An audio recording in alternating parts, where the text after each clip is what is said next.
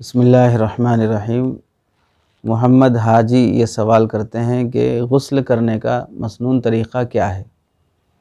غسل چاہے نفل ہو، غسل چاہے تبرید کے لیے ہو، ٹھنڈک حاصل کرنے کے لیے، غسل چاہے نظافت کی خاطر ہو، یا غسل چاہے جنابت کا ہو، بہر صورت کوئی بھی غسل ہو، اس کے مسنون طریقہ یہ ہے کہ سب سے پہلے آدمی دل سے نیت کرے کہ میں پاکی حاصل کرنے کے لیے غسل کر رہا ہوں یا اللہ کی رضا کے لیے غسل کر رہا ہوں، یہ نیت کرے۔ اس کے بعد پھر دوسرا مرحلہ یہ ہے کہ آدمی ضرورت سے فارغ ہو جائے، چھوٹی بڑی ضرورت سے فارغ ہو جائے۔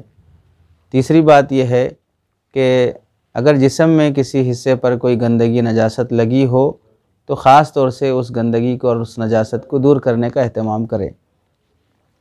پھر اس کے بعد وضو اس طرح کرے جس طرح نماز کے لیے وضو کرتے ہیں، وضو میں فرائض کی سنتوں کی رعایت کرتے ہوئے وضو کرے، مسواک کا بھی اہتمام کرے۔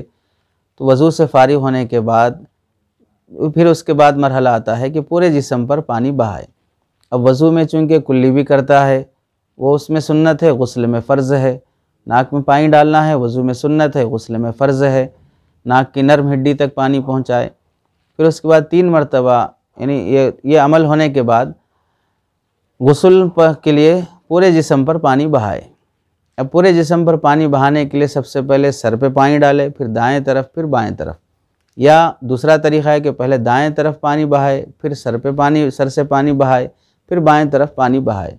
2 طریقوں میں سے کسی بھی طریقے سے کرے، دونوں درست ہیں۔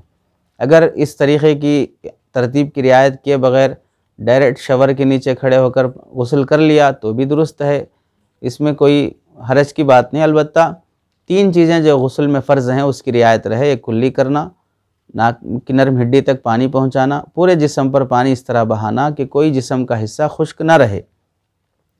یہ 3 باتیں ضروری ہیں۔ بال گھنے ہوں، مونچھ بڑے ہوں، داڑھی بڑی ہو، یا ناف کے اندر پانی نہ پہنچا ہو، کان میں پانی نہ پہنچا ہو، یا ناخنوں پر کچھ رنگ پالش وغیرہ لگی ہو، بہرحال یہ سب عذر شریعت میں بیکار ہیں۔ جسم کے ہر حصے تک پانی پہنچانا غسل میں ضروری ہے، واجب ہے، اس کا لحاظ کرے۔ یہ چیزیں اب غسل کرنے کا ایک طریقہ ہے۔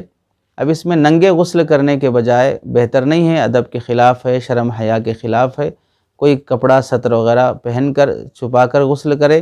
چاہے آپ تنہائی میں کر رہے ہوں پھر بھی افضل اور بہتر ہے کہ ننگے نہ کرے، چونکہ اس میں غسل کے موقع پر آدمی کی شرمگاہ کا حصہ قبلے کی طرف ہو جاتا ہے، اور اس سے فقہاء نے منع کیا ہے۔